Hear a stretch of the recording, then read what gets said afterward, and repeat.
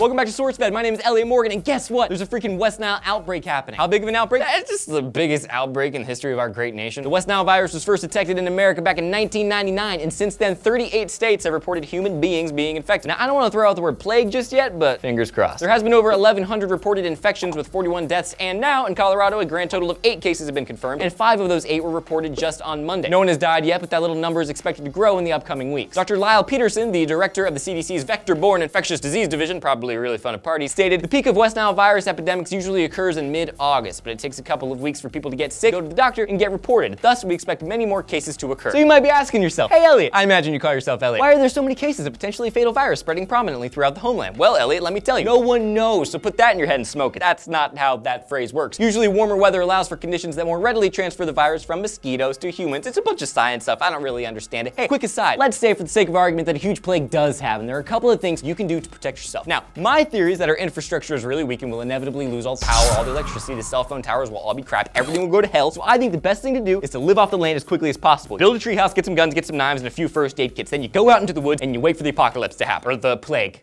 Aliens, zombies, annoying mosquitoes, whatever, it's all the same. You go out into the woods and you kill a bear. Dallas has been the worst hit so far, explained Dr. David Lakey of the Texas Department of State Health Services. 11 deaths have been reported in Dallas County this year already, and the city is currently being doused with a heavy amount of aerial pesticides. Other states hit prominently include Mississippi, Louisiana, Oklahoma, and South Dakota. Now, if you want to specifically avoid getting the West Nile virus, then you should, wear a lot of clothing, be careful during sunrise and sunset. You should not be hanging out near standing water, and you should not be over 50 years old. But if you are over 50 years old and you see a mosquito buzzing toward a youngin', you step in front of that mosquito. Do you understand me? You're over 50 years old, okay? You're already on your way out. Take one for the team. Get. Moving on. Symptoms of West Nile virus include headache, fever, neck stiffness, stupor, disorientation, coma, tremors, convulsions, muscle weakness, paralysis, and death. Death is also a symptom. Look in the mirror. Are you dead? You might have West Nile virus. Thanks for visiting. Tell me what kind of plague you'd like to see in the comment section down below. While down there, you can like, you can subscribe, you can click this annotation. I'm Elliot Morgan. Bye.